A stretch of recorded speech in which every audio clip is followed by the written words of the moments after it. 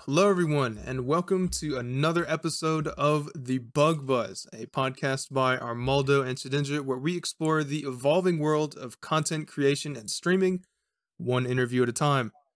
When we are not doing this podcast, we do stream every now and again. We try, give it the old college try, and we have been known to create other YouTube content, but really, your concern should be this interview. Honestly, because this is going to be an interview for the ages. We have interviews for weeks and months, but this is the one. Because we are not just interviewing anybody. Ladies and gentlemen, we are interviewing the one, the only, Hitman Lee, I think he's called. Lee, say hi. Hello. Hello. Thank you for that introduction. Oh, yes. No, it's your many names are sources of joy to me. They spark joy very much. The good I suppose I old should introduce our partner, Armaldo. Armaldo, say hi. Hello, it's me, Armaldo. I would like to point out that this is the first podcast where everybody's named after a Pokemon. I don't know what that says about us as people, yeah. but here we are. That's amazing. You know, it actually, I didn't realize that HitmonLee had, for whatever reason, it didn't click that the profile picture was of a HitmonLee and that his name was actually Lee for an embarrassingly long time, an incredibly long time. What did you think it was? Multiple times what his favorite Pokemon was without that ever clicking. Yeah, what did you think it was? That's an interesting point. I was totally open. I went in completely with nothing in my head whatsoever. Nice blue lightning you got there, pal. There's a stream I think it was last week, and I was speaking to them, and someone was asking, is HitmonLee a play on Hitmonchan? Because I know there's a Hitmonchan. And everyone just had face palms in the chat. I was laughing my head off. It was great. Oh my god. It certainly is a playoff of Hitmonchan, so much so that it's actually a Pokemon known as HitmonLee. Jesus. Now that is amazing. That's funny. Oh man. So usually at this stage is when we ask a goofy question to get everyone warmed up. And this was a hit last time, so I'll go with it again. Lee, what is your third favorite Pokemon? Wow. As I said last time, it's the first two. Your first and second favorite are the face you wear, the what you present to the public. But the third one is where the man inside really comes out. That's okay. What's your third favorite? Interesting. So obviously the first one's Hitmonlee. It always has been. The second one's always been Hawlucha. Ooh. That's a winner. And it does help with the Lucha mask that I'm wearing as well. Well, I was actually gonna ask, I forgot to ask JJ, but I think I know him enough. Like, how many generations of Pokemon do people know when we're asking them their favorite Pokemon? Because, people might get offended at leaving one out or whatever, not mentioning some. But there's plenty of people I know who are they only know the first 150. Yeah. So, but clearly, you know your stuff with Hawlucha. Oh God, yeah, we still don't play Sword and Shield. I love Hawlucha.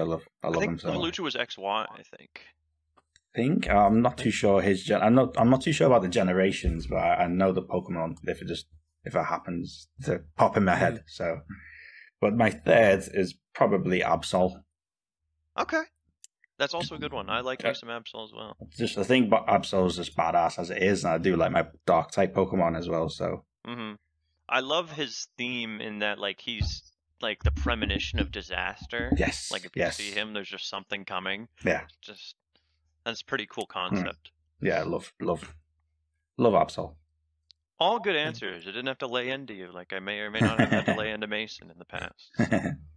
Yeah, he doesn't respect my favorites. I don't know why this is. Kind of rude, but that's Colin in a nutshell. He's quite. Oh, Colin. Yeah. Classic. For posterity, my answer is Flygon, and Colin, yours was. It was either Sawaddle or Grubbin. Those two are tied. My little baby buggos. Grubbin? Oh man, I love them both. I couldn't tell you why. I just something Yeah, about me the neither. tiny little baby bug Pokemon. They get me. Not all of them though. Like Wurmple, forget it. Not Yeah. interested. Caterpie, no. Yeah. But Grubbin and Sawaddle, I don't know. I think. Go on. Sorry.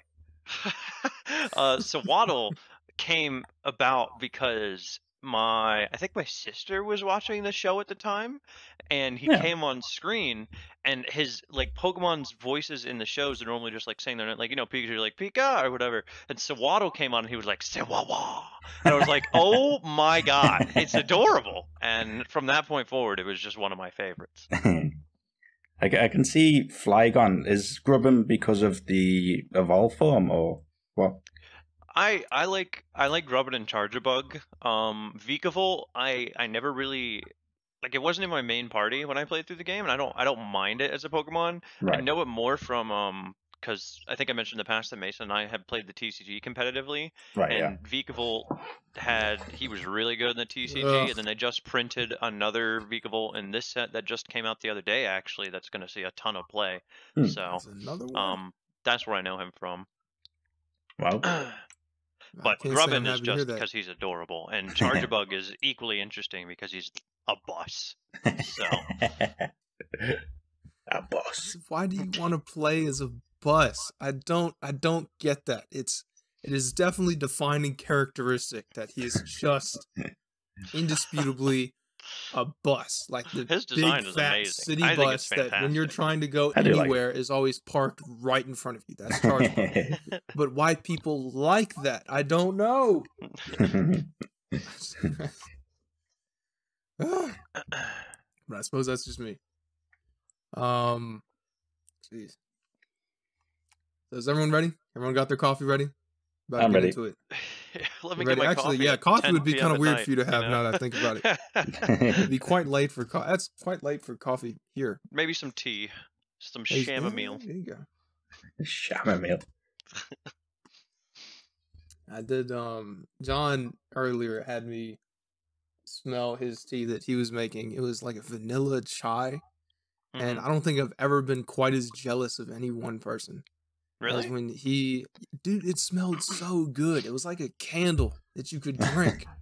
It smelled I feel like so vanilla in tea, like a surplus of vanilla in tea, would probably be off-putting for me. Really? Lee, expert opinion? I'm not really a fan of chai, anything like aromatic like that. Just because I did the cinnamon challenge years ago, and Oh god.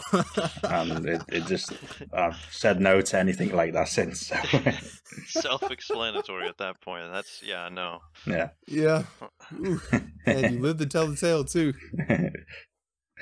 Ooh. Yeah, no thanks. I don't think I could ever do that. It was horrible. Well, hopefully less horrible is going to be the rest of this podcast, because this is, you like that transition? That was smooth as beautiful. butter. It was Well great. done. It was great. Yes, it's just as smooth as a person hacking up lumps of cinnamon isn't. It's possibly the best simile ever created, right after like having another soldier on the field. Jesus Christ. So the rest of the Bug Buzz is basically going to be us asking Lee questions about his experience streaming, getting started, what it's like, kind of a behind the scenes look for anyone interested in the content creation area around streaming, what it's, if you're thinking of getting into streaming or just you like hearing about other people's experiences. So it's going to be us asking Lee questions. Lee's going to be answering in his wonderful voice, and then Colin and I will every now and again chime in when we want to hear our own voices. So without further ado, here we go.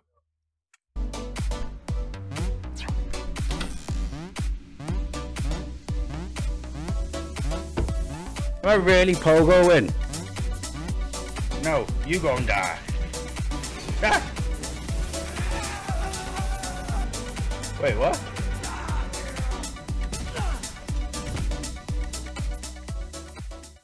First question. Lee, Yo. what platforms do you create content on? Well, at the moment, it's only Twitch. I've started off Twitch, and I feel like I'm doing well. But I'd like to use other platforms. Maybe if I have time, use YouTube. Hopefully, create some more videos then, and just progress on. Really. I got to say, I would love to see anything you have to put on YouTube. But honestly, in terms of Twitch, you're already crushing it. You hit, I know it was a sub milestone. How many subs did you get recently? 50 subs. Goodness. I mean, that's fantastic. I mean, especially for, I don't know how long, well, we'll get to that later, I suppose, but for the length of time that we've been following you and seeing your growth, that's really great. Yeah, I'm surprised myself, to be honest. The last 3 months has just been crazy, so.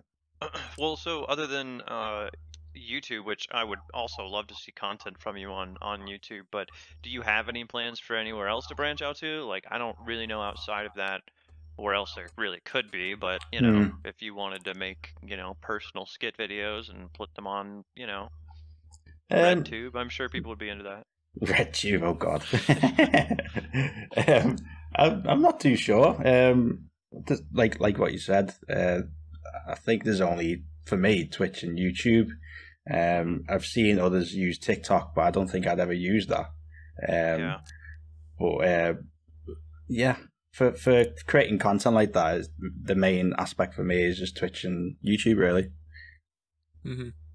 That's good. I mean, I think it's important to have the two main platforms anyways. I mean, we know because obviously with this video we're dipping our feet in the YouTube world, and there is, when you add another platform to the mix, it does bring a plethora of work with it. So yeah, I can totally respect sticking to one for a while before moving on to another, or never moving on to another and focusing on one. Yeah, definitely. You mentioned TikTok. I'd early days, Colin and I were kicking around the idea of that being one of the social media platforms we were interested in. Oh yeah, kind of getting a presence on. Thank goodness we didn't. God knows I have enough gray hairs from trying to keep up with Twitter. I'm just not the kind of person whose social battery is, I don't have it in me. So I'll be asking you for your tips later. But we have an Insta. I haven't been as good as keeping up with that, and God only knows how many wrinkles on my face there would be if I had tried to use TikTok, because I don't understand it. And honestly, I don't think I'm ever going to open TikTok now. The more I hear about the app and the data privacy around it, the less I'm inclined to try branching out to TikTok. Yeah, I understand. I hear you on that one. Some people on that I follow on Twitter, they use TikTok, and they've said that their followers on Twitch have progressed a lot more, just because loads of people use TikTok as well. So they use it does work, man. Yeah, they create content on TikTok, and they revolve it around streaming as well. So rather than just the silly dances that they do. So yeah.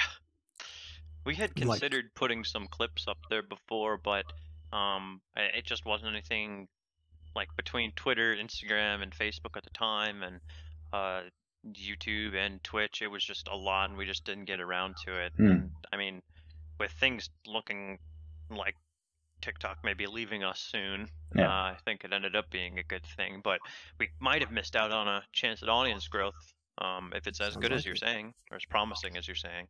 Yeah. Who do you remember off the top of your head that was saying that? We might hit them up on Twitter, see what they know. For progressing well on TikTok. There's a guy called, I think it's Imopar, so IMOPAR. He's pretty big at the moment, and Super Stube as well. So. Oh, okay. We'll try and hit him up, see what their TikTok experience has been like. But right now, we're interested in your experience. So we'll move on to the next question. We're going to get the origin story of HitmonLee. How did you get into streaming? So I had a long-standing interest in gaming in general anyway. I'll get to like a life story or something later on. But my first ever word that I got told, like when I was a baby, people's first words is like mama or dada. My first word was Sega. No way. No, I used to watch a lot of Sonic the Hedgehog. My dad used to play a lot of Sonic the Hedgehog, and obviously the intro was Sega, and that was my first word. So I've had got a lot of gaming interest all my life, but when I had access to YouTube and Twitch and stuff like that, I used to watch a lot of PewDiePie and a lot of Lyric as well on Twitch. So I always wanted to create content, but I was never really financially stable. I had consoles and stuff like that, but I never really had the confidence to just start streaming out of the blue until I was doing well with work to be financially stable to get a gaming laptop. And I just thought, I'm using that for streaming, and I've been winging it ever since, really. So like the first day I was streaming, I can't remember, I think I was playing Overwatch or something, and then just progressed on there by doing a lot of research. So wow, how much HitmonLee did we miss? Because I know we came in and you were playing Minecraft Dungeons, I believe. Yes, the very first thing that we saw you play. So how many months, or I think what period of time did we miss out on? I'm not sure. I think I started on the 11th of May. Oh. 11th or the 14th of May. I'm not too sure what. I could find out on the Twitter, but so it started then. I can't remember when. I think you raided me a month later or something like that. Or month. Sounds about right. Yeah. So it's been a month of just winging it, really, with streaming. So. I mean, that in and of itself is impressive. I mean, you've come so far just from winging it, you know? Yeah. I think I share a similar concept to you in that I used to watch, I didn't watch as much Pewds, but I watched Lyric, and I watched a lot of the variety streamers on Twitch is where I started with Twitch, and then I dug more into specific content based on what I liked. But I totally hear you when you're talking about variety gaming for inspiration. Yeah. Be like, wow, I wish, or I want to try and do that, or something like that. So yeah, definitely. I was I never actually watched streams. Truth be told, I watched quite a bit of YouTube content. My biggest inspirations in terms of maybe I could try streaming was the Lag TV duo, Life's Glitch TV. They got big off of StarCraft. But as StarCraft died off, they kind of started doing other things, and I was always interested in their YouTube videos, and then like, wait, they stream? And then those for a while where I just watched them every now and again on stream, but truthfully, I didn't watch streamers so much. Now I watch them all the time. Like now that I've kind of had a taste of it, I've been hooked. So that's been that's ripped my free time, I guess.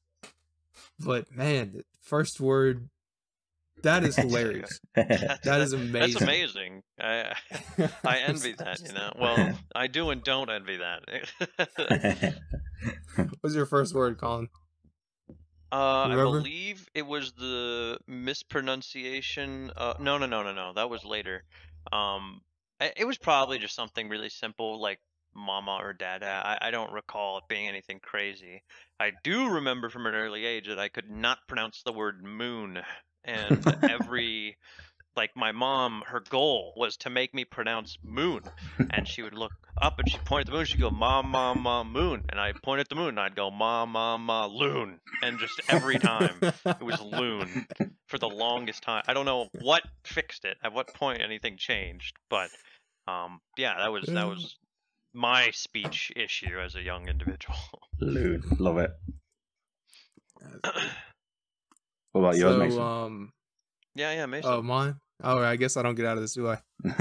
All right. Mine was ball, except I couldn't quite do the L's. It was ba. And I was damn proud of ba. Everything was ba. And I do mean everything. And my folks were psyched Like they or not psych. No, yeah, that was it. They were absolutely pumped that I could speak.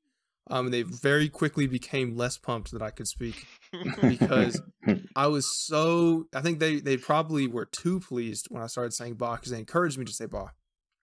And for a while, it was nothing but "ba," and I refused to learn any other words because I'd had such a smashing success with "ba" that I didn't feel the need to branch out at all. It was just "ba" all day, every day. When you when you said that, the first thing I thought of was the video where the kid is sitting on the table and he's covered in peanut butter and he just goes, "Ah." That's just the first thing that comes to mind. Oh my god. Just slap on his Now I belly. do have a.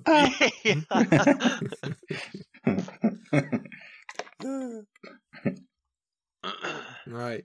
Well, speaking of early life and life in general, Lee, you mentioned a life story earlier. So, without going into excruciating detail, unless this is going to be like a Barrett Hall podcast, the man behind the man podcast. What's the Lee that we don't get to see? What's the day job Lee? Or what was the creation of Lee? What brang Lee here? I think we all have an idea of what brought Lee into the world. We don't have to get into that. Not that kind of podcast. What brung Lee here? Well, I'm mostly from the UK. It's quite hard to answer this sometimes, just because I never really know what to say. Just even like in interviews, like job interviews, oh, tell me about Lee, and I'm like, well, never mind, you know. So it's well, I need a job. Yeah, I've had a lot of most of my life usually had a lot of mental health issues and stuff like that. I was brought up with just my dad, and I was living with my sister as well. And luckily, my dad is my best friend as well. So my life was very good. I got spoiled because he again we had a lot of interest in the same thing. So like video games and music and wrestling and stuff like that as well. So we had a lot of fun, me and my dad. And I only became really independent, like living by myself and stuff, for like the past about 4 years ago.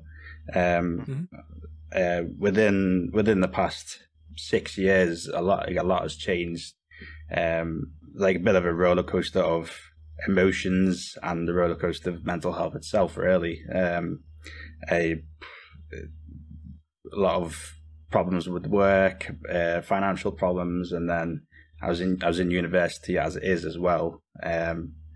And while I was in university, I had a son as well. So I was I'm a father, so so there's a lot of things that happened, especially the past 10 years, I'd say. But there's been it's basically a roller coaster, my life at the moment.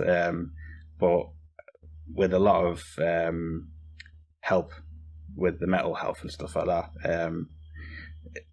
I'm doing well, which is good.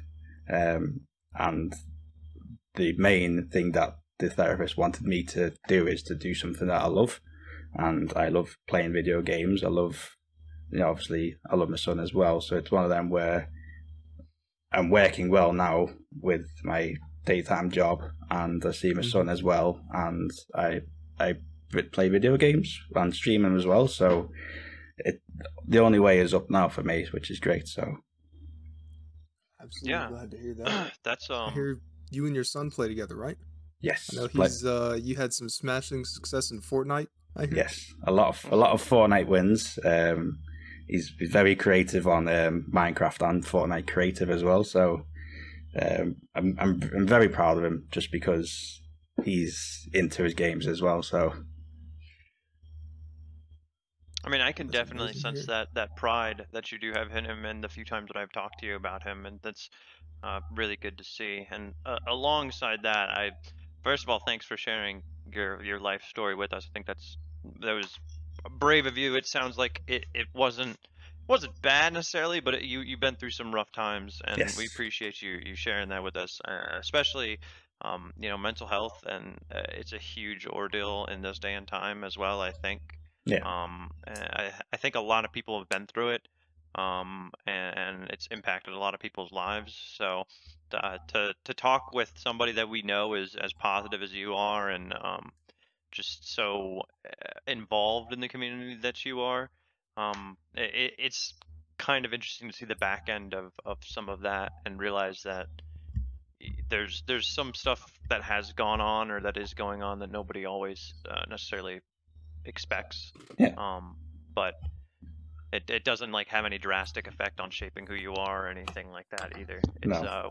it's still Lee, and it's still the guy that, you know, is the first one to joke around in our streams and raids and whatnot. So Yeah. I just wanted you to know that I appreciate you sharing that with us, and you know that we're always here to support you, Yeah. whatever you need. So Yeah. It's I do appreciate that.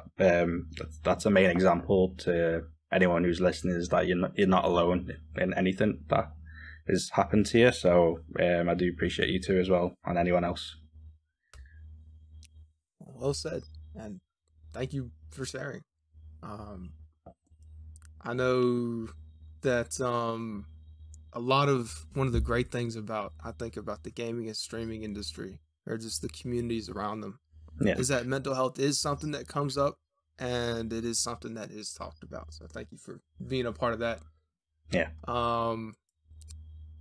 And let's see here, other things that are talked about.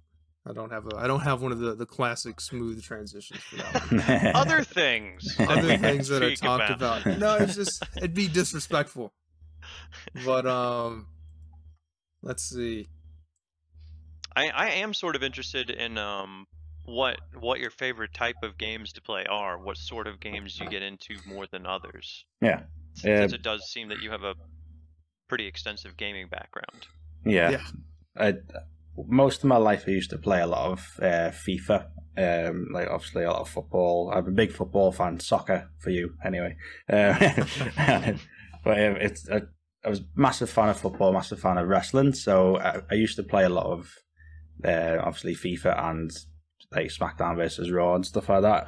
Bringing it up, bringing up. So like wrestling is most of my life as well. So even though I'd like to say I'm a variety streamer, I feel like I'm a variety gamer as well, just because I have favorite games, but I don't really stick to one game as I should, because I always lose interest really quickly.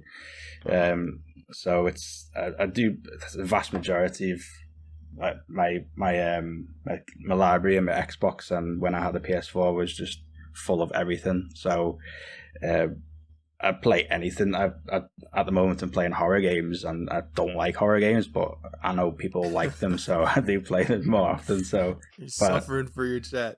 Yeah. So anything really. Like I said, I do get bored easy, so I was trying to,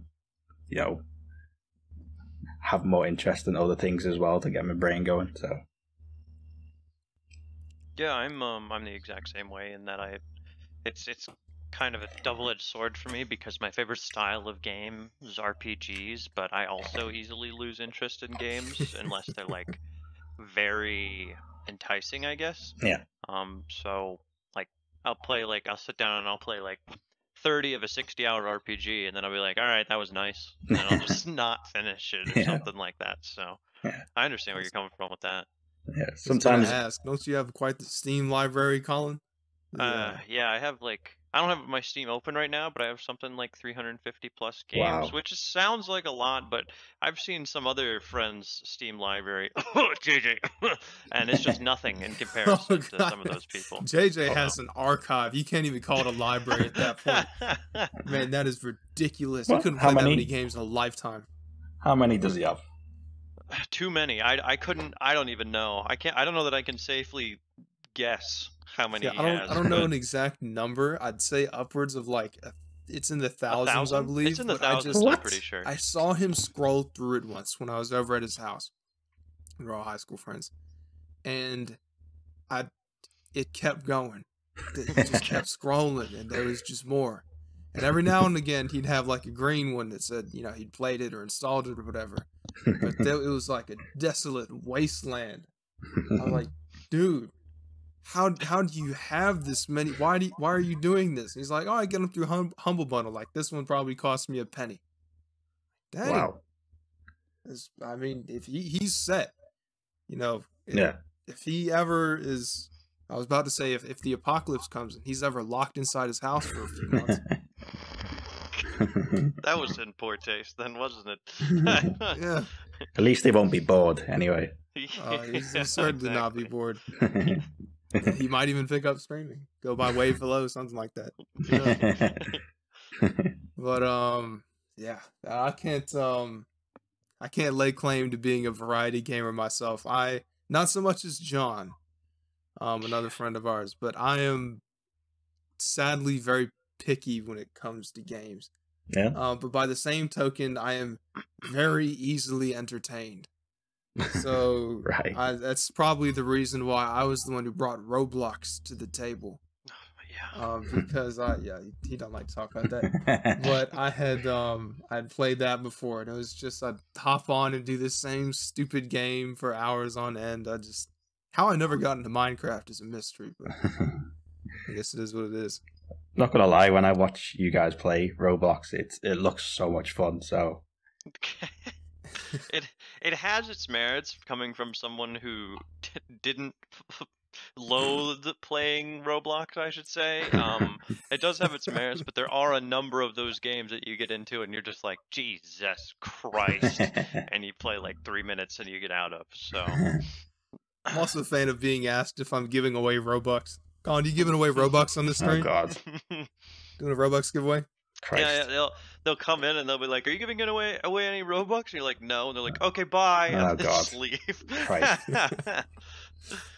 I'm a big fan of simulation games and all the Telltale series as well. I love all that. But Wait, you're into the Walking Dead Telltale games? Oh Mason God, yeah. is very much into the Telltale games, so Yes. you guys are gonna have a fangirl moment here. Yes, The Wolf Among Us is my favorite. So Whoop, whoop. That one, you did that one, Colin, didn't you? Yep, Wolf that Among Us? one is That's probably actually my the one I favorite didn't play. Telltale. it is great. So It is great. it is fantastic. About to start a Telltale fan club here. Yes. Like the I wish I still need to go through and replay the fourth one. I went for who did I go for? I went for Lewis in that one.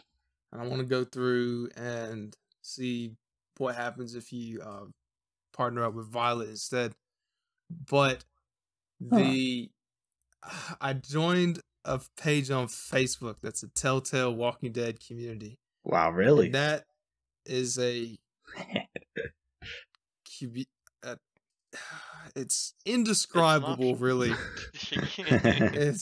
Let's just say that they want a fifth, and I don't know if there should. Lee? What are your opinions on if there should be a fifth Walking Dead Telltale game? I think they should carry it on. I maybe new characters or something like that, but just you know, it's some things you need to leave alone. And if they want to carry on the series, maybe just not start again, but start fresh with maybe go to a different area and use someone else. So, but Yes, definitely. Thank you. Definitely, I love like Beyond Two Souls and Heavy Rain and all that stuff as well. So, I love all that. It's all over the place. So you got no shortage of stuff that you can stream. No, definitely not. Definitely not. Well, dang, that was quite a list. I guess let's see.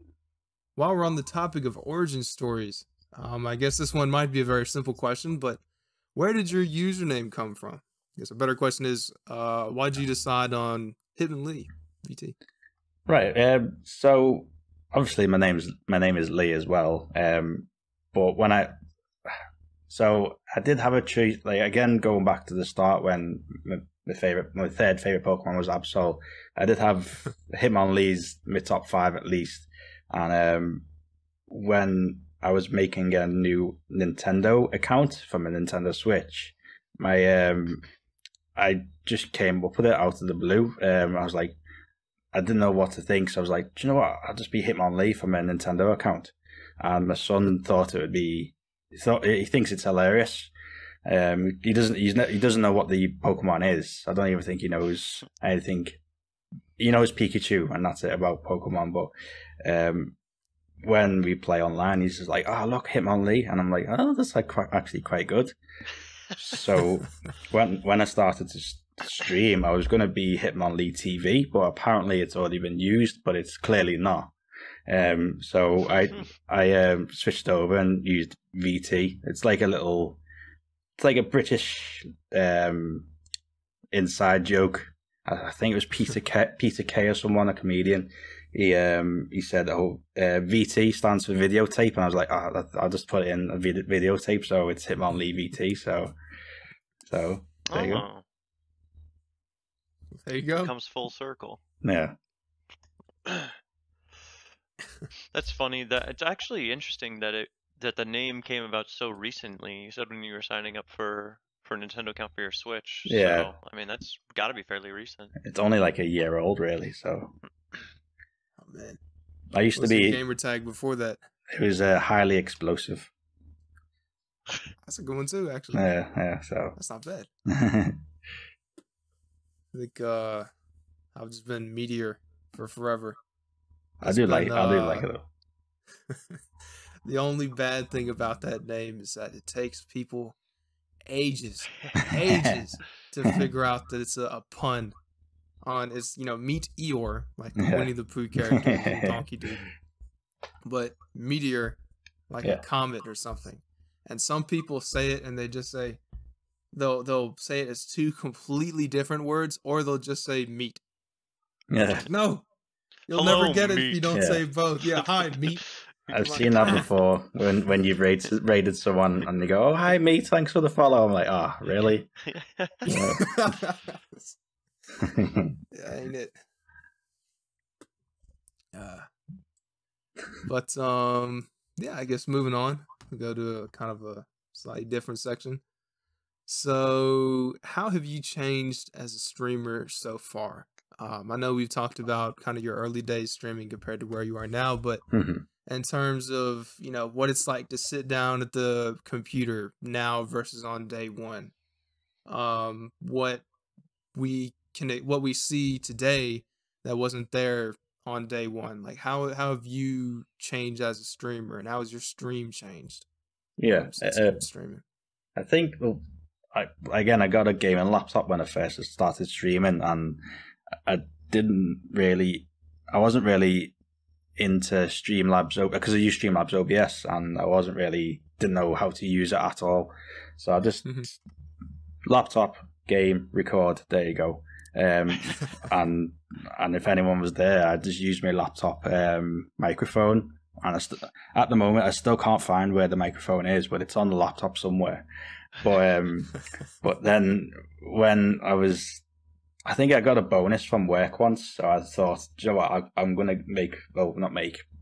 buy a computer desk and, progress more, I had a few more people watching and they wanted to see a face, and it was, again, going back to the mental health, I was a bit self-conscious, put my face out there, and but people, when I did a bit of research, people like to see a webcam as well, just to see their reaction to things. So I thought I'll put two and two together, and I'll get myself a Rey Mysterio mask. And great choice. I know, and I was like, everything else was just a bit bland, like any mask. I was going to wear a mask, but I wasn't going to just get like a random plain mask. So I thought Rey Mysterio design is cool, so I thought I'll do that. Start streaming with the webcam as well, and the reaction from that was really good as it is. So I gained more confidence as well. So I know I've changed a lot. I think when you asked me to do the podcast, I was looking at my old videos, like the first one or two videos on my Twitch, and I was like surprisingly quiet, and I didn't realize until when I stream now how much I've changed. And it's one of them where I don't really know until I've looked back, and I'm like, bloody hell, I've actually have changed a lot, and it's the content and the confidence really. So. Well, that's great to hear too. Like that Twitch is capable of doing that to you, especially in a world where the internet can be such a scary place these days. Like, you know, with comments about anything. Like, luckily we haven't got any in our YouTube videos yet, of people just being like, you know, fuck you, kill guy, like just kind of thing. But we do get lots of offers to become famous. We do get tons of those. I think Lee gets his fair share of them as well. But no, it's hard to put yourself out there initially. But it's just another part of it. And I think you're absolutely right that after you do it for so long and you have these positive interactions with people, that it does help you with the confidence thing. Yeah. Personally, I'm more of a, like, I'm not extroverted, but I was like, well, maybe I am a little bit extroverted, but I mean, growing up, I did a lot of acting, so I did a lot of performing, so being in front of people wasn't like a crazy thing for me. But I understand the perspective of not wanting to be seen, or not wanting people to judge you or anything like that. Yeah. I completely understand that. Yeah. And just a fun fact that I think should be out in the world. Tell them about Hunger Games. That was, yeah. I mean, well, did you see the Hunger Games movie at all? Yes. Or have you read Hunger Games, or do you know about Hunger Games? I don't want to. I've watched the films. You what? I've watched the films. Okay, gotcha. I actually haven't watched the second one or anything. I've only watched the first one. But yeah, I did a couple of auditions for higher level productions in over the course of my life, and one of them was like, I didn't know it at the time, but it was Big Time Rush, which I'm not sure if you know about, was a Nickelodeon show for a little while. All right. And then the one that most people will know is I was up for a part in Hunger Games. Oh wow. Which is just the I don't know if you'll remember, because you said you watched the film, and I feel like it's more prevalent in the books. Mason may be able to back me up on that one, not entirely sure. But do you remember the little girl Rue who like helped Katniss and ended up getting caught in the net and stuff? I think so. It's vaguely, yeah. Yeah, vaguely. Yeah, I ended up I got I don't know if it was necessarily a callback, or it was like I did initial audition and then they were like, come and do another audition for us, kind of thing. Oh, wow. And then it progressed from there for being the one who kills Rue, who just chunks a spear right through a little girl. So that's amazing. Yeah, no, I almost an anime villain. No, I was almost, but no, I ended. I think somebody else ended up getting cast over top of me, which is how it goes in that world. But yeah, it was a neat little. For a little while, I did end up going or trying to go Hollywood, to limited success. So I've been in a couple commercials. That's been the extent of my career. Wow, you have to show me the commercials. I'd really rather not. They're underwear commercials. Yeah, that's the one. No. I'm feeling a little surrounded by stars here. I'm here with, Hunger Games anime villain and Rey Mysterio himself. Hey, who are you, Mason? Come on. Yeah, just some dude. Some dude. Let's see. Speaking of your channel, what do you think is the next step for your channel? So I know that you said in the beginning you were winging it, and but you have done a lot of research, which is, as someone who used to do a lot of research as, I guess not as a job. No, as a job, as a technical writer, I guess. Yeah. I do love nothing more than just spending hours on YouTube on how-to videos and walking away feeling that I've really spent my time well. I just, man, that was good. Yeah. So, what's next? Just being consistent as a streamer for one. My main goal for me now is to do some charity work. You two, when you did your charity stream, is a bit of inspiration for me as well, just because it was just great to watch as well. You've raised how much did you raise again? It was far more than we were expecting. 400 something. Wow. Wow. I'll have the I have the picture here somewhere. Colin, talk about something while I'm going. Or better yet, Lee talk about something. Well, it's just We hear Colin all the time, but Lee, that's the main goal for me by the end of the year is to do either a 12-hour stream for charity or do a Wave Hello inspiration and do 24-hour stream as well. That'll I don't know if I can do it, but I could try. I could try, you know. So, but yeah, that's the main goal for me, and just progress on as a streamer and bump up my follower goal. I think I tweeted about it not too long ago. By the end of the year, maybe 400 followers. But it's if it doesn't happen. If it doesn't happen, it doesn't happen. So, no, we'll see. Well, yeah, just I definitely would love to do something for the charity Mind, or any charity really.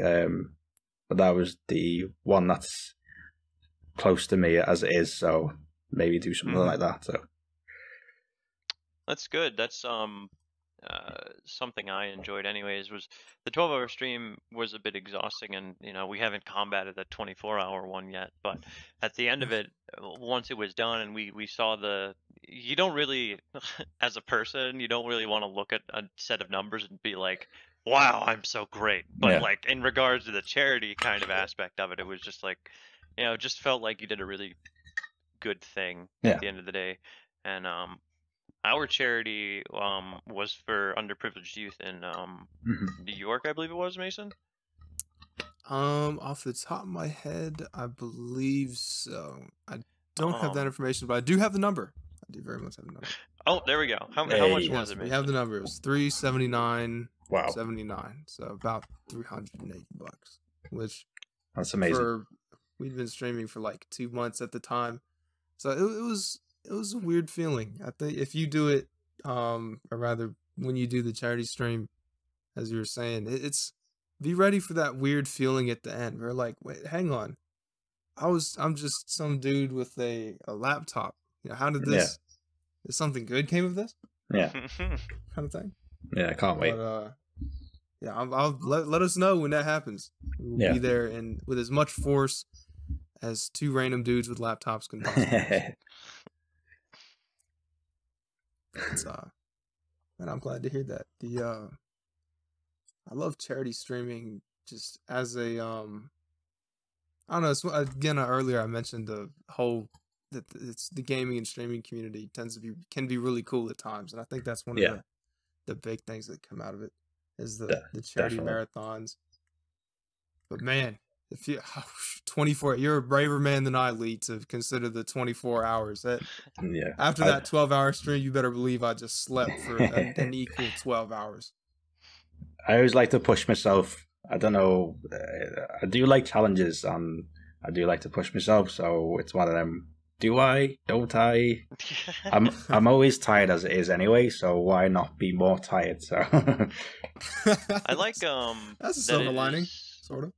It's not like an unattainable goal either. Like it's a very realistic goal, even though it is exhausting in the moment or whatever. You know, to have a goal that is pretty attainable is always good because you don't want to set yourself goals that are just like so far out of reach. It's at least from my perspective, it's always better to set yourself some goals that are easier to attain, and then once you complete that goal, set another goal ahead of that previous goal that's easier to obtain, and then you slowly make your way up the path while feeling good about yourself the entire time because you're constantly achieving the goals. Yeah. So I like your take on that. There's a motivation as well. When I look back when I do stream, how the time flies by. Like I usually do about 3 hours a night, or when I do stream, and it feels like it's only been about 30 minutes. So that's like a motivation as well. Maybe if I do 24 hours, it feels maybe like 12. I don't know. We can only hope. All right. Hopefully, I feel you. I think that's also just like when you're playing a game, you lose track of time. It's in the similar vein there. It's just like, it's a good thing that I don't think a lot would have changed for you or for me or whatever when we are streaming games, and you do forget about time. Like, I mean, growing up, I could play video games for like 9 hours or something like that and not even notice. So I think it's in a similar vein there. Yeah, definitely. And that it's good. It means you're passionate about what you do, and the ability to interact with people through chat and stuff at the same time. I think it's all around a good thing. Yeah. The I challenge. gotta ask, is it the same way with horror games, Lee? Like, does the time fly or does the time just crawl by? Because I can say the one time I got roped into a horror game, that felt like a good 10 years of my life. No, it's just anything in general, really. I think if I'm playing Pokemon or if I'm playing Resident Evil 7, it just flies by anyway. So there's no difference with the game. So Cheers. That is a shame though that we did do a co-op. I guess it is a horror game, I guess technically. The one when it was like after Portal, I think, when it was still on my channel. We were here. Yeah, that's the one. All right. Yeah, you got the horror end of that. I got the believers or not. But I'm not a fan of horror games either. I did like your Left 4 Dead streams; they were good. Well, I'm always a fan of the Left 4 Dead streams, but now my poor back can only take so much carrying. Some of us just can't do it. Colin has a pretty well sculpted back by now with the amount of Borderlands that he can play. Speaking of games and time dilation, I think we've actually been playing Borderlands for the past 30 years. We did. We went straight from the first one to the second one, and they're both pretty lengthy games in and of themselves. So, did you finish the second one? Yeah, we definitely did. Yeah. Pretty recently. Were you going to do Borderlands 3? Not immediately. I can tell you that much. I really liked Handsome. If there's going to be a reason that I'm hesitant to go back to 3, once I've had a second to rest, it's gonna be that it doesn't have Handsome Jack in it. Like, he was, man, I just love to hate Handsome Jack. He was just such a terrible person, but God, he was so funny. And I feel like the climax of the game almost didn't do him justice. Because like you got to fight him, and it was a cool boss fight, and then he summons the big dude. Well, all right. And we spent 30 minutes just pumping bullets into the big dude. And we'd respawn and walk back over to the big guy and pump more bullets. What did you think of the Borderlands? I guess, which is your favorite? Since it sounds like you played them.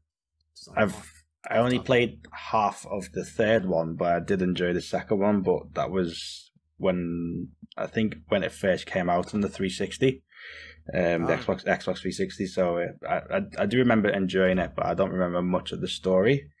The recent one, Borderlands 3, I did enjoy it, but I think I got it on the day of release, but it was very glitchy, so it sort of it put me off a lot as well. So I've still got it, so I could still play it, but I've got loads of other games to play now. Oh yeah, but I do remember the Telltale Borderlands game. That's amazing. So. Oh yeah, what's it? Tales from the Borderlands? Yeah, you've not played it? No, I haven't actually. Does that cover Does that cover familiar characters from the series, or is it kind of just in the universe? Well, your good friend Handsome Jack's in it, so. Yes. Well, I guess I got to play that now. Yes, it's very good, very good. My boy. So let's talk about. Tell you what. Going back to earlier with the mask thing, that was the one. The minute we saw your webcam turn on and that you had a mask, I obviously didn't know it was a Rey Mysterio mask. I learned that later in wrestling. You fool. But it's How dare you? I saw it and I immediately thought, damn it, that was a really good idea. And now I'm kind of jealous. Like, it's just, even for the reasons you mentioned, I think it's not only that, but just a fantastic branding idea almost. Yeah. Because it's like, I suffer from generic white nerdy guy face, where there are actually about 4 people in our game night group that look exactly like I do. The same, similar hairstyle, glasses, blonde beard, you know, just generic.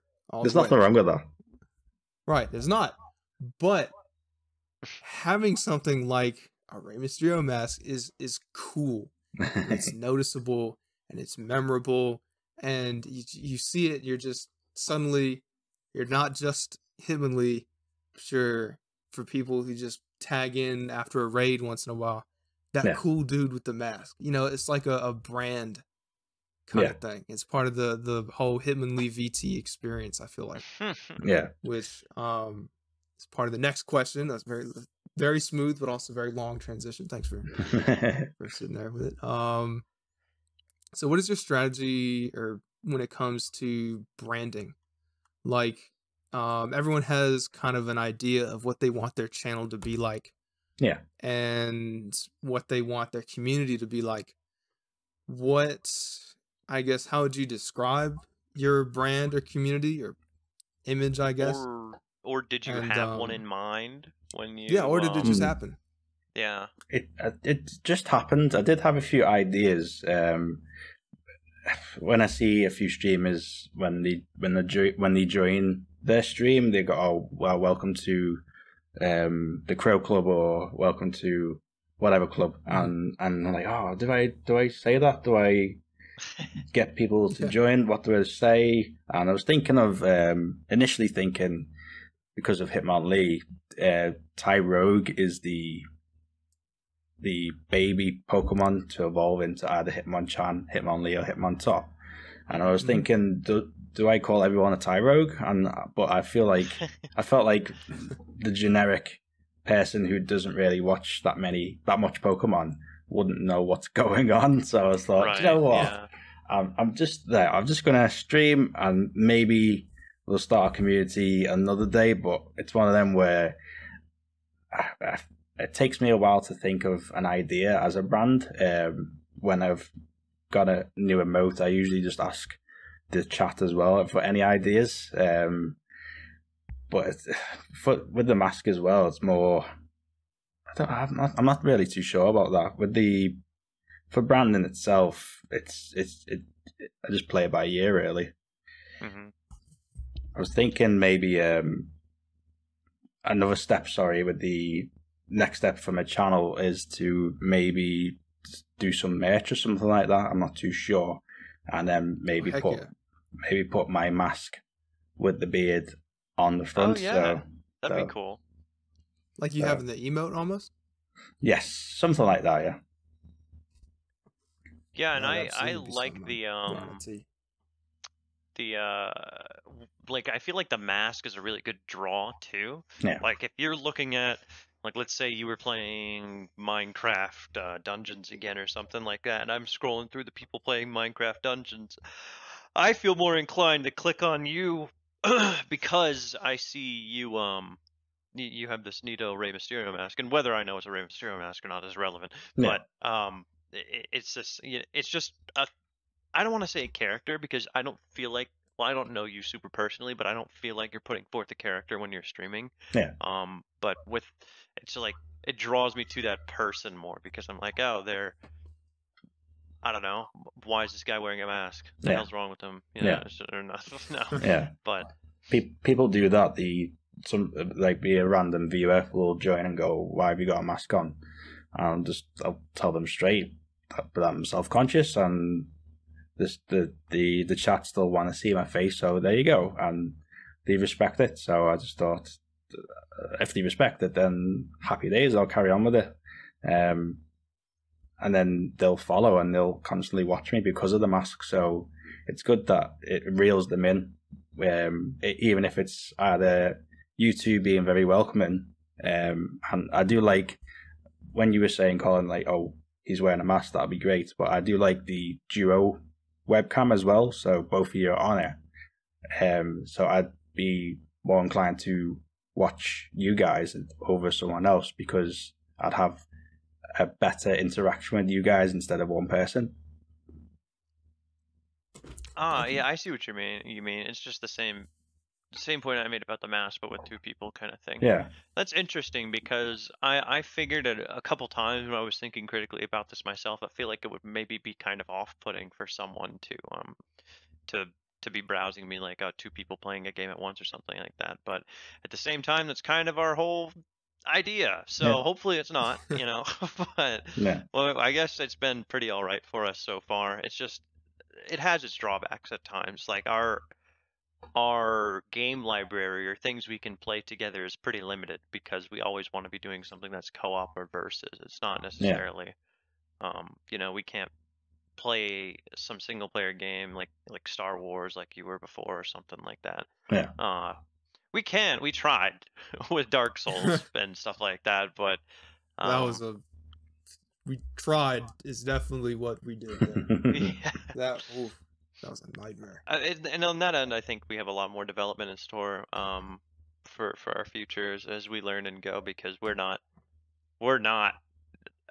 like tech savvy people either, or people who know a market really well to brand towards or whatever. So this podcast is helping us just as much as it's helping anyone else who's listening for growth or education purposes. So we're definitely learning. Say that. Yeah. From everybody we talk to. And I just think it was an important distinction to make, that the mask thing does bring up a certain level of branding for you.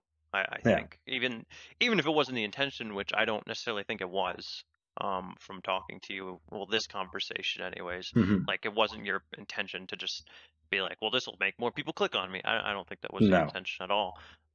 But it played to your favor regardless, and I think that's a good thing. It's not a bad thing. Another part of me winging it, really. So man, that's what winging it wildly successfully, I can say that much. Yeah. If I could wing things as well as you're winging things, I'd be in a world of, well, I'd be in a world, I guess.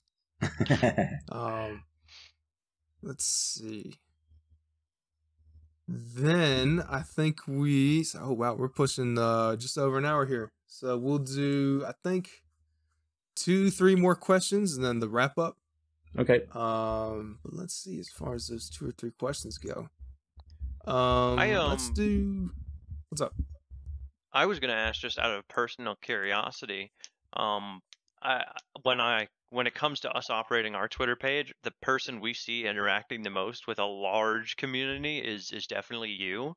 And I wanted to get your stance on, do you have a particular plan of attack with Twitter? Do you think of it from a business perspective? Do you think of it, just friendly interaction with people or how often do you spend on, or how often are you on Twitter throughout the day kind of thing? Is it your main social media platform? That kind of, like, those kind of questions, just about Twitter in general, because it seems to me like that's just the best, not the best, but your most productive social media platform that I know of. And I see you on there very often. So from your perspective, I'm curious as to see what it's like. Yeah, well, I use Twitter a lot anyway. I have my own personal account, which I used for like wrestling and football and stuff like that anyway.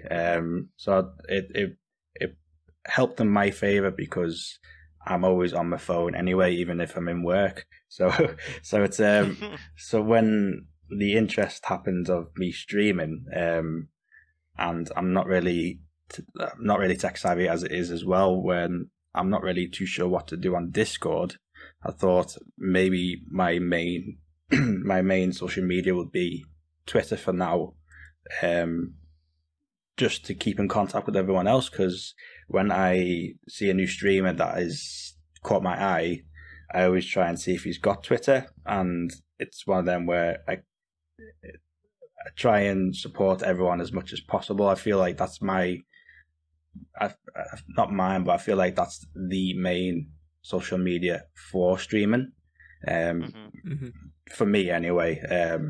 And I get messages, a few messages a week asking for advice and stuff like that. So that's why I was always thinking, maybe should I start a Discord or should I just carry on with Twitter, just because it's going well as it is on Twitter, where I'm enjoying streaming as it is, so I'm enjoying people progress as well.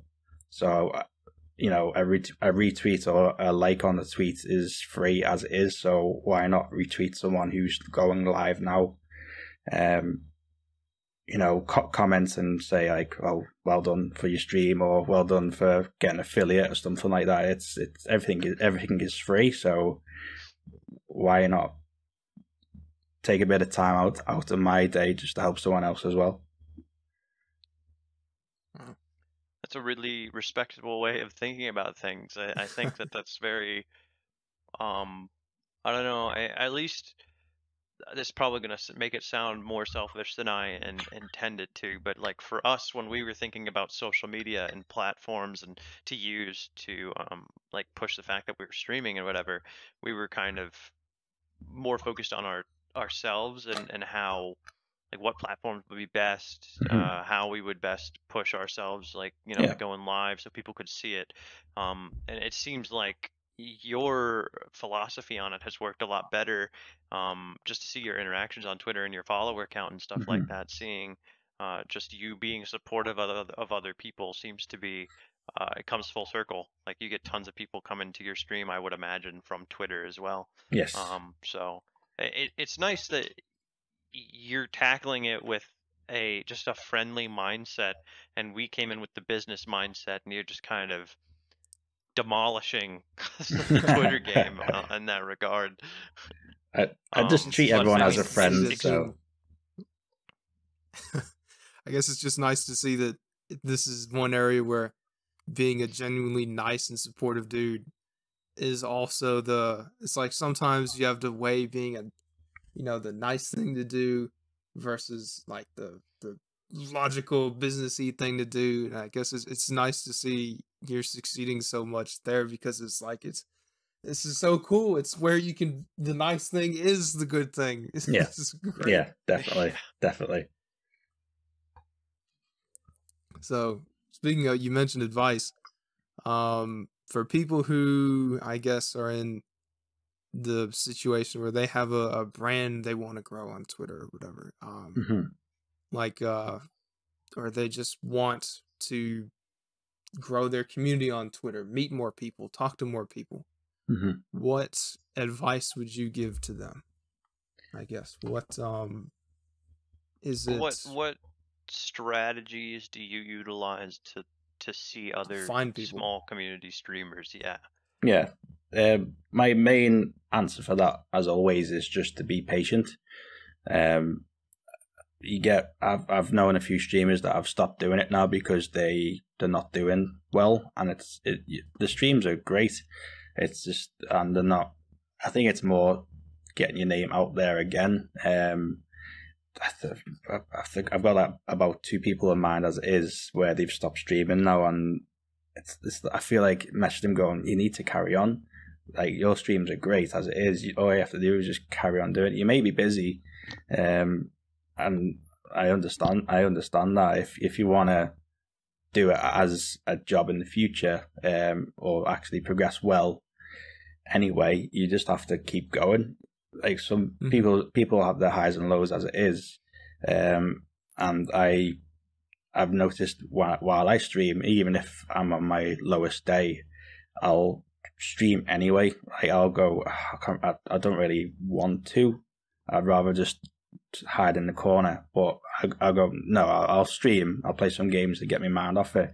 And then everyone who joins the stream are always amazing as it is.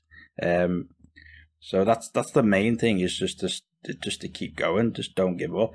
And the second is just, I think it's more, you guys are good on social media as it is.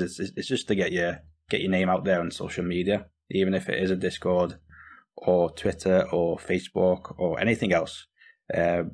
Even I think everyone done it when they started, is to use the anything for streamers hashtag, starting streamers hashtag follow. Yeah, follow Twitch streamer hashtag Twitch streamer, just anything, because it does.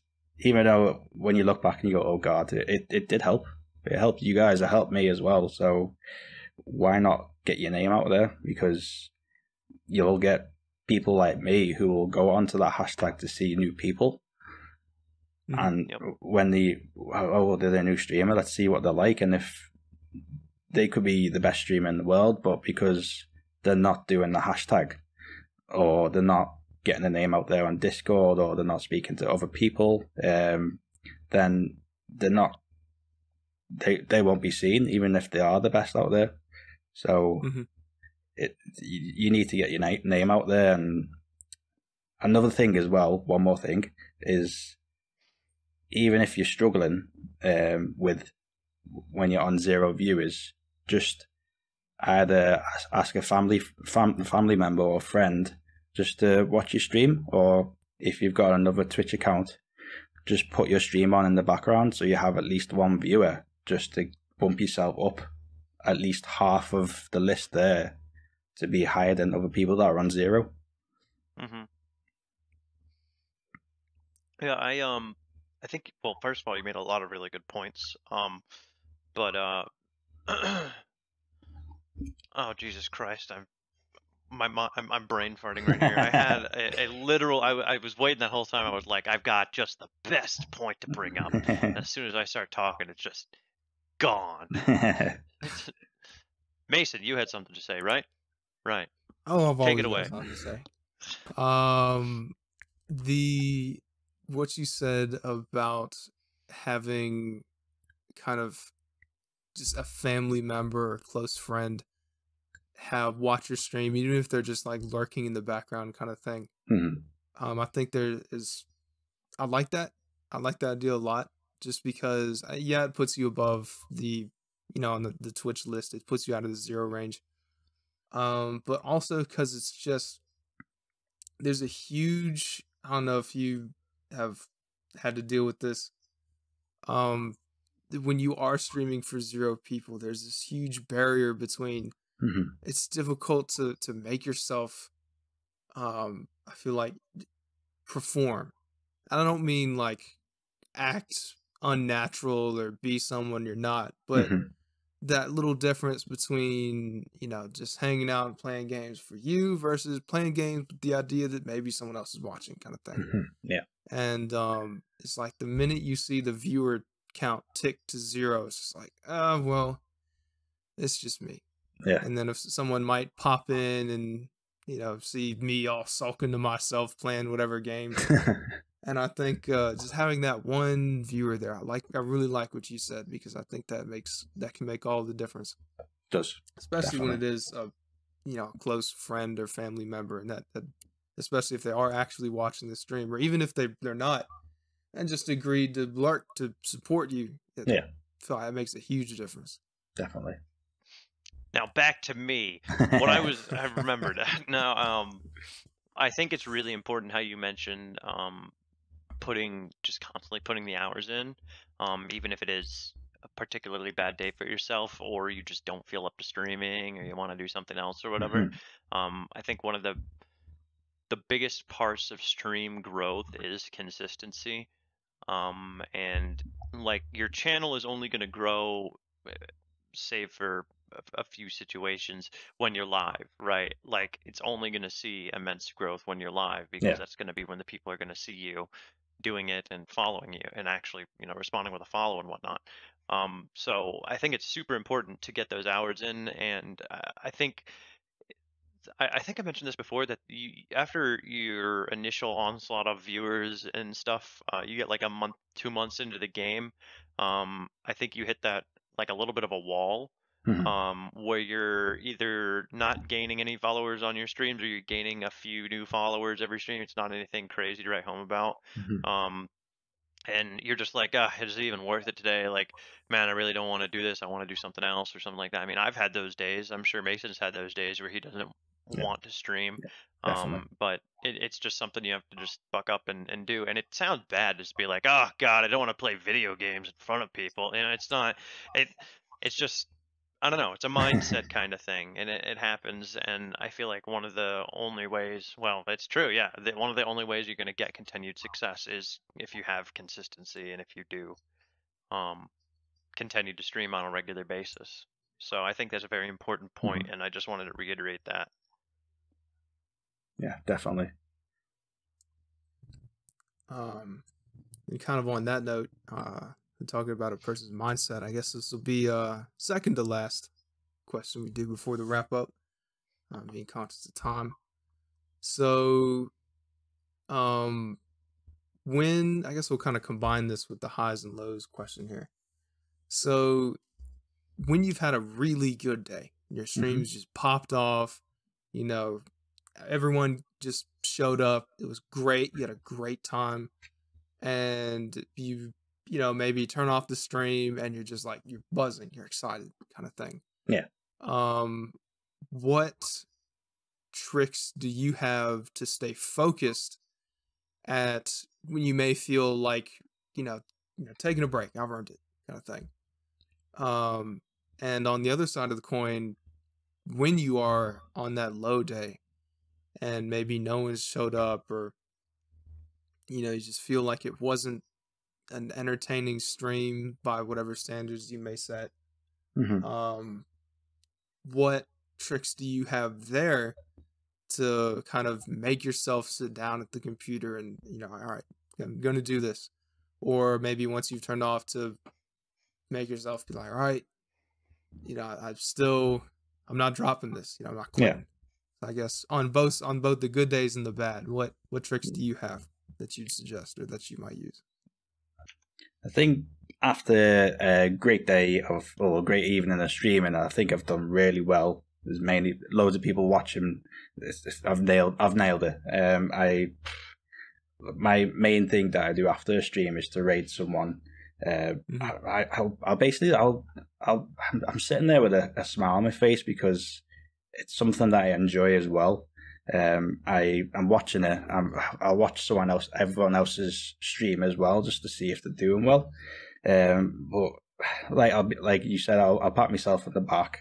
It's just one of them where I just think back and go, do you know what? I do enjoy what I'm doing. I'll look at the statistics afterwards as well, and just it's one of them where, Jesus, that was a good stream. You know, I'll go, because it's usually late when I finish the stream as well. I'll go to bed with a smile on my face, and it's a great feeling. So, okay, kind of use it to remotivate you almost. Yeah, definitely. Okay. And then for the bad days, every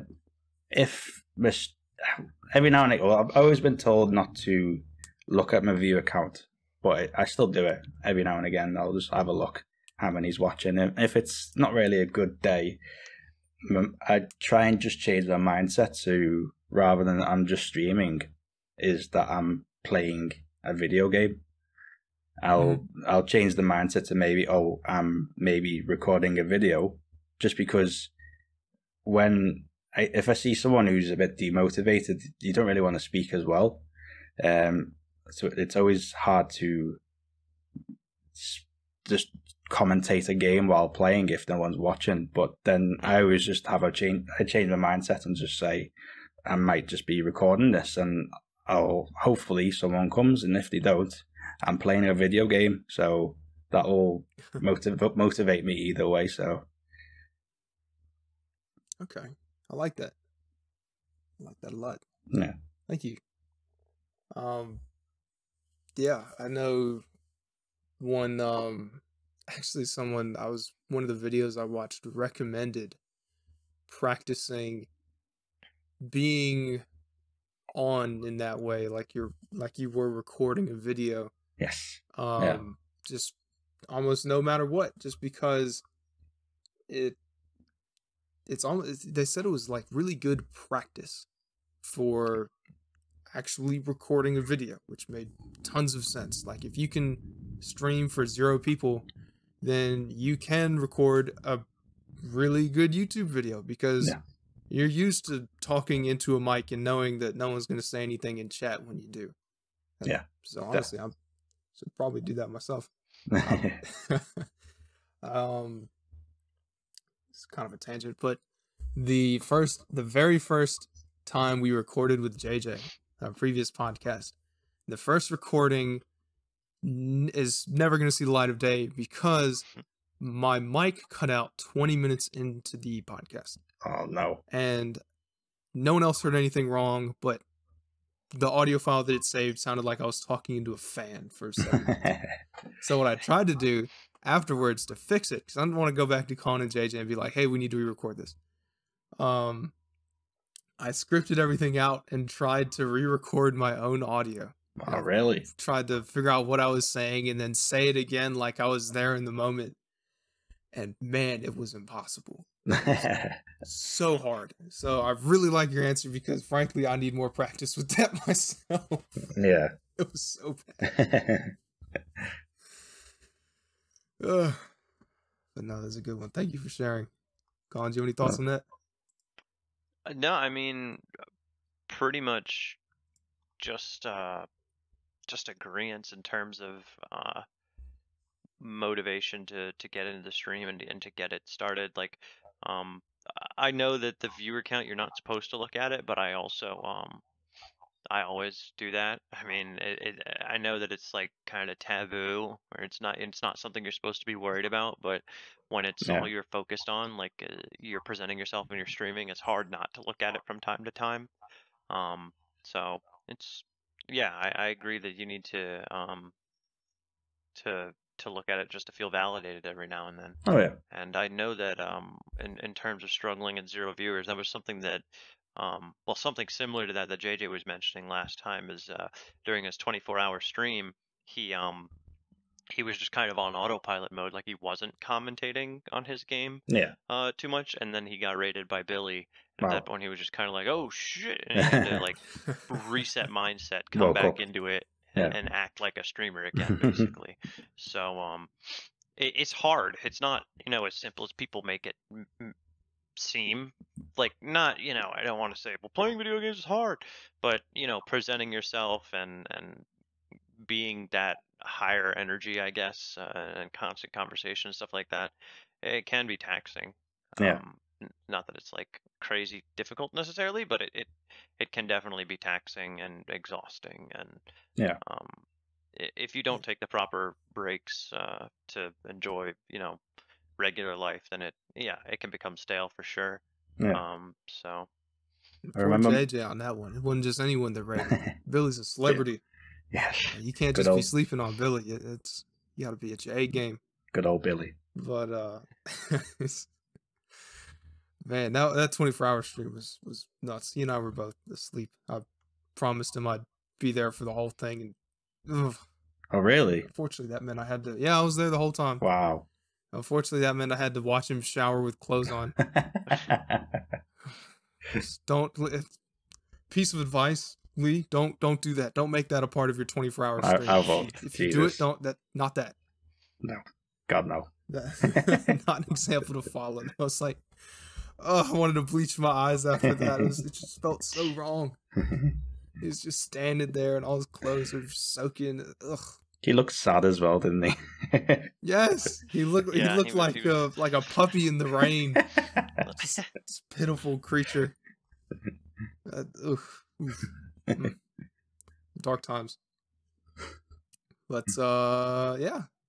seeing as we just crested the 90-minute mark, minus, you know, the cuts that we may or may not have to do here, we should look at wrapping up. So tell you what, we will ask you our wrap-up question, and then you are free of us, Lee. Okay. So here comes the wrap-up question. With the Bug Buzz's nature as a traveling podcast, at the end we ask whoever we may be fortunate enough to interview if they have anyone that they'd recommend we approach next about, I don't want to say being on our show because it makes it sound like we have a show to be on. Anyone that we can ask to interview next, someone that we'd be down to learn from, someone that they might be generous enough to host us. Someone that you would be interested in learning from too, could be. Yes, and most importantly, someone that you like and you respect, because, you know, that's how this works. Yeah. If you have, we'll say 2, maybe 3 names, then who would they be? Okay. And we'll go harass them. Yeah, you can sick us on them. There's so many that I'd like to recommend. I'd agree with JJ to speak to Billy Talks TV. He helped me. I'm sure he's helped you guys as well with everything. That'll be an interesting podcast to listen to, because that would go on for hours, I think. But outside of that, I feel like maybe Sarah Derp would be a lovely podcast to speak to. She's a lovely lady. Oh yeah, she's very welcoming as well. And also, I have a gentleman called Woe Joe Crow. Yes. He's a great gentleman as well. He asked me if I wanted to do a Friday Overwatch stream once, and he's so welcome, and he's just a great streamer as is as well. So I'd recommend them three. So perfect. I don't think I know the last one, but it sounded like Mason did. Yes, I do know Wojo Crow. But I'm a big I love Sarah's streams. I'm oftentimes lurking in there. So she's one I had on the list anyways that I had planned to talk to at some point anyways. So now we have an excuse. Oh yeah, I've been it's been tough times recently because she's been playing The Last of Us 2, and being the degenerate that I am, I need to go and finish that game, because every time I see someone pick up The Last of Us 2. Last time it was Lily, who stream also. Yes. Like I can't watch them when they're playing it, because I can't spoil myself. I refuse to spoil that game for myself. So I see someone pick it up, and I like the streamer, I like the game. I'm just like, oh no. Oh, not again. So I haven't been able to be a part of Sarah's stream as much as I'd like to recently, but I definitely do agree on that one. Yeah. Those are three very good names, but I imagine that was a very difficult question for you, knowing everyone as you do. Oh god, yeah. I could well, go now on. we know who your favorites are. So you hear that? No. Oh yeah, we'll publish this all up. We'll tell everyone to say no. Lee's favorites. Cut it now. Record it on audio. Never mind. He's not recommending anyone now. Nah, we won't. Well, thank you, Lee, for your time. Really appreciate it. I know this one is kind of a lengthier one than the last one we did, and I know it's late over there. So yes. Thanks very much for spending some time with us, asking us some burning questions, and allowing us to learn the life of Lee. Thank you for having me. Yes, indeed. Absolutely. Thank you for letting us get to know the man behind the mask. So this is where we thank the other participant in all this, the viewer. Thank you for sticking around through all this. I guess the listener, as it were. And being a part of the Bug Buzz, Season 1, Episode 2. Everyone's socials, Twitch channel links, Twitters, Instas, if we got them. They're going to be in the description below. Absolutely go check out Lee's channel. Give him a follow, sub, say hey. As you might have gathered from this 90-minute behemoth of a podcast, he's a pretty cool dude. So go check him out. Go say hey. Show him some love. And we will see you on the next one. Goodbye, everyone. Bye-bye. Bye-bye.